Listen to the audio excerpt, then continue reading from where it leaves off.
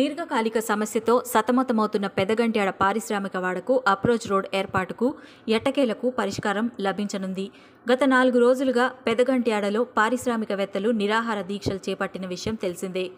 దీక్షా శిబిరాన్ని ఎమ్మెల్యే తిప్పల నాగిరెడ్డితో కలిసి ఎంపీ విజయసాయిరెడ్డి, మంత్రి అవంతి సందర్శించి దీక్షలో కూర్చున్న వారికి నిమ్మరసం ఇచ్చి దీక్షను విరమింపజేశారు. అనంతరం వారు మాట్లాడుతూ గత 9 ఏళ్లుగా ఈ సమస్య నలుగుతూ వస్తుందని, అందుకనే సమీప ప్రాంతాలన్నిటినీ పరిశీలించామని, గంగవరం పోర్ట్ యాజమాన్యం నిర్మించిన ప్రహరీ 85 అడుగుల వెనక్కి జరిపితే ఎటువంటి సమస్య ఉండదన్నారు. ఈ విషయాన్ని యాజమాన్యానికి సూచిస్తామని, వాళ్లంతట వాళ్లే దాన్ని తొలగించే వరకు చూస్తామని, లేకుంటే ఆ పనిని ప్రభుత్వమే చేస్తుందని తెలిపారు. ఈ కార్యక్రమంలో మాజీ ఎమ్మెల్యేలు తిప్పల గురుమూర్తి రెడ్డి, చింతలపూడి వెంకటరామయ్య, పరిశ్రమల అడ్వైజర్ ప్రతాప్ రెడ్డి, మంత్రి రాజశేఖర్, సాంబశివరావు, కేకే రాజు, తిప్పల దేవన్ రెడ్డి, వంశీరెడ్డి, బొడ్డు నరసింహపాత్రుడు, ధర్మాల శ్రీనివాస్, దొడ్డి రమణ, అసోసియేషన్ అధ్యక్ష కార్యదర్శులు ఆదినారాయణ రెడ్డి, సత్యనారాయణ, రఘు తదితరులు పాల్గొన్నారు. పార్కింగ్ ఏరియా గంగవరం పోర్ట్ వాళ్ళు వెహికల్స్ ఈ 2 రోజులు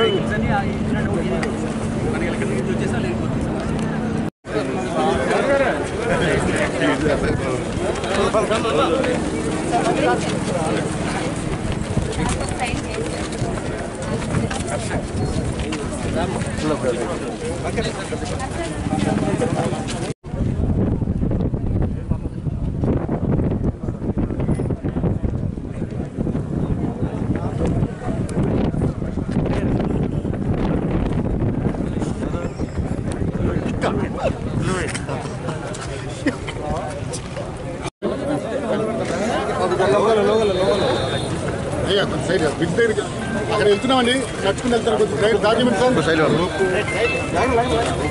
శివా శివా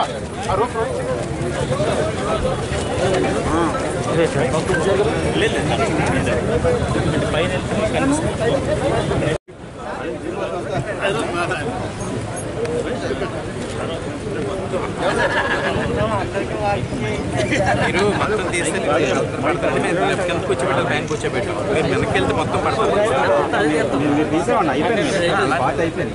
సారాలతో పాటు అందరూ పడాలండి. గుర్తుపెట్టుకోండి, అన్న నాగిరెడ్డి గారు ఎమ్మెల్యే ఉన్నంత కాలం, నేను ఇక్కడ మంత్రిగా ఉన్నంత కాలం, పైన జగన్మోహన్ గారు సీఎం ఉన్నంత కాలం మీరు ఎలాంటి ధర్నాలు నిహార దీక్షలు చేయాల్సిన అవసరం లేదు. ఈ నిహార దీక్ష కూర్చునే ముందు మీరు నాకు మాట చెప్పుకుంటే దాని పరిష్కారం నిదానం చేసుకోండి, లేకపోతే పెద్ద విజయసాయి దృష్టిని తీసుకెళ్ళండి, లేదా సీఎం గారి దృష్టిని తీసుకెళ్ళండి.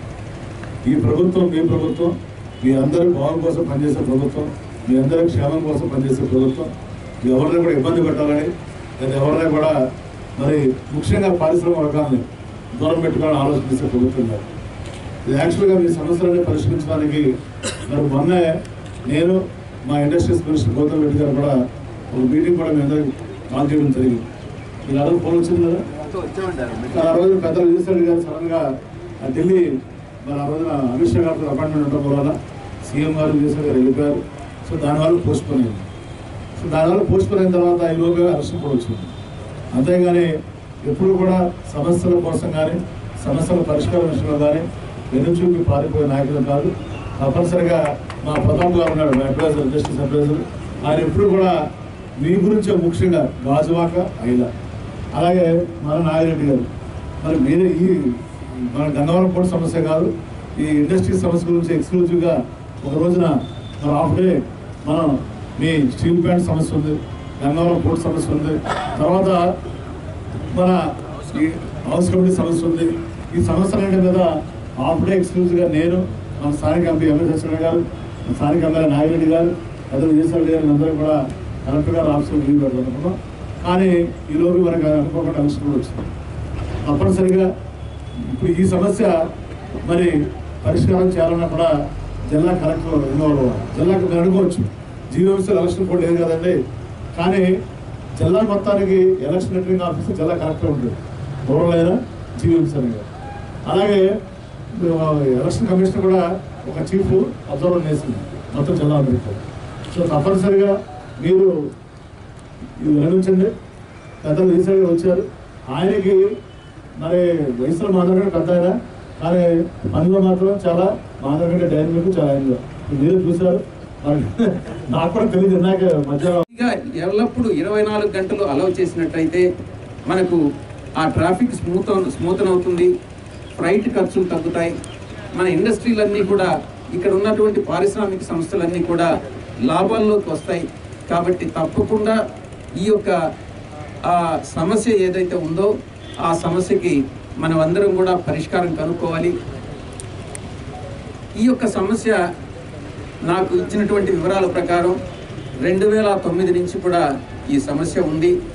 ఈ యొక్క ఓవర్ బ్రిడ్జి కట్టిన తర్వాత అంతకుముందు ఈ యొక్క కాంపౌండ్ వాల్ ఈ యొక్క గంగవరం పోర్ట్ కాంపౌండ్ వాల్ లోపల వేరే ఇంకొక కాంపౌండ్ వాల్ ఉండిందని చెప్తా ఉన్నారు. ఆ కాంపౌండ్ వాల్ను తీసుకొచ్చి ఇక్కడ ఉన్నటువంటి సర్వీస్ లైన్ని మూసేసే విధంగా మొత్తం ఈ యొక్క ఫ్లైఓవర్ వరకు తీసుకొచ్చి కాంపౌండ్ వాల్ని కట్టడం జరిగింది.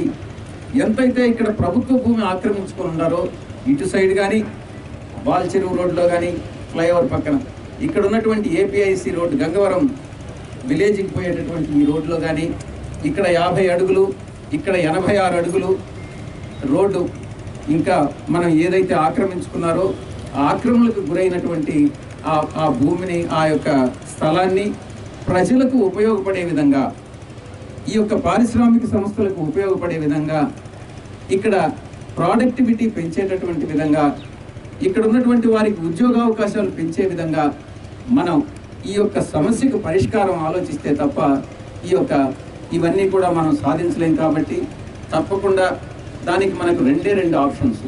ఒకటి, యాజమాన్యానికి చెప్పి కన్విన్స్ చేసి వాళ్ళే స్పాంటేనియస్గా స్వతహాగా వాళ్ళకై వాళ్ళు కాంపౌండ్ వాల్ తీస్తే అది ఒక ఆప్షన్ నెంబర్ 1.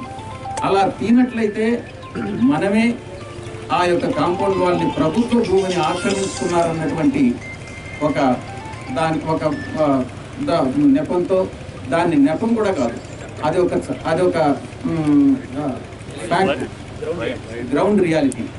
ప్రభుత్వ భూమిని ఆక్రమించుకోవడం చట్టరీత్యా నేరం. ఆ విషయాన్ని వాళ్ళకి చెప్పి వాళ్ళనే తీసేయమనడం లేదా ప్రభుత్వమే దాన్ని తొలగించడం, ఈ రెండు ఆప్షన్స్ ఉన్నాయి. ఆ రెండు గతంలో నాకు ఇచ్చినటువంటి ఇన్ఫర్మేషన్ ప్రకారం ఈ యొక్క రోడ్డు చిన్నదిగా ఉన్నప్పుడు దీన్ని వైడన్ చేసి 170 అడుగుల రోడ్డుని చేయడం జరిగిందట. కొన్ని దగ్గరలో 150-155 అడుగులు ఉన్నా కూడా కొన్ని ప్రాంతాల్లో మాత్రం 170 అడుగులు.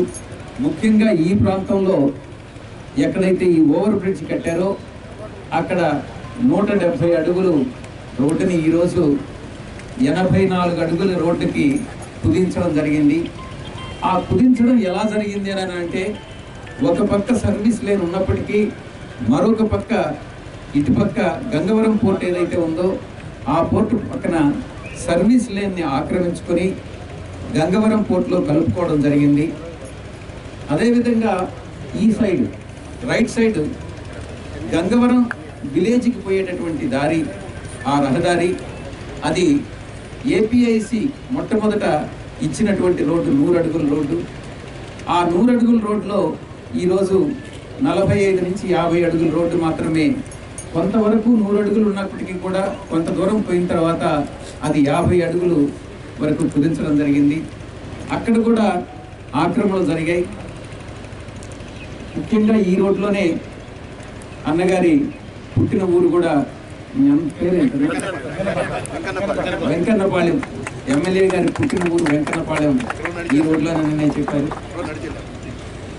ఇక్కడ ఉన్నటువంటి ప్రధాన సమస్య ఇక్కడ సేఫ్టీ టైమింగ్స్ అని చెప్పి ఎప్పుడైతే స్టీల్ ప్లాంట్ వర్కర్స్ ఎంప్లాయీస్ అందరూ కూడా వారి పనికి వెళ్ళేటప్పుడు, పని నుంచి తిరిగి వచ్చేటప్పుడు వారికి లంచ్ టైంలో కానీ వారికి ఎటువంటి అసౌకర్యానికి గురి కాకుండా లారీలను కానీ హెవీ వెహికల్స్ని కానీ ఆపడం జరుగుతుంది.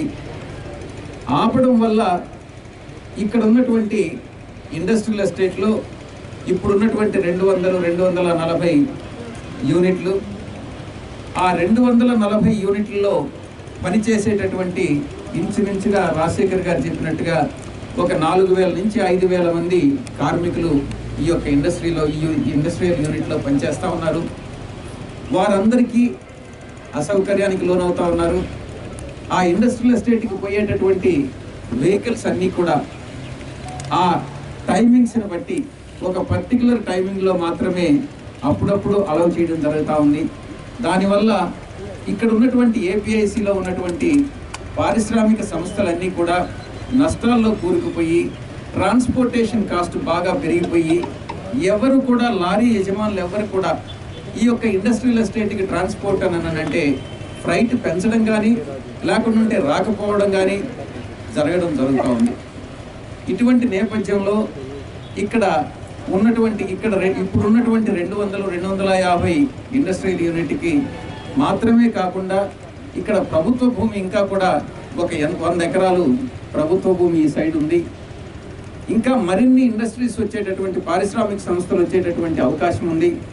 ఆ పారిశ్రామిక సంస్థలు వచ్చినట్టయితే ఇప్పుడున్నటువంటి 5000 మంది కార్మికులు కాకుండా ఇంకొక 2000-3000 మంది ఇంకొక 5000 మందికి మనం ఉద్యోగ అవకాశాలు కల్పించేటటువంటి అవకాశం ఉంటుంది.